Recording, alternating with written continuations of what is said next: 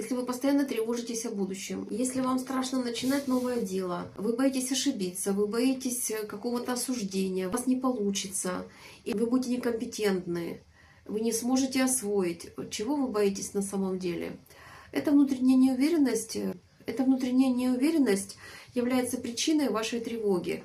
Потому что когда человек тревожится о будущем, он не живет настоящим, он не наслаждается тем, что у него есть. Сделайте простую практику. Каждый день замечайте все, что было у вас хорошего за день. Был хороший ясный день или наоборот лил прекрасный дождь.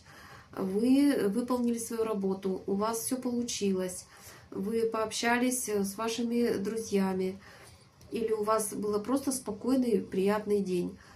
Замечайте это за собой. И практика поможет вам находиться здесь и сейчас и снять внутреннюю тревогу. Если тревожность высокая, то с этим можно работать. Напишите в комментариях, было ли у вас такое состояние.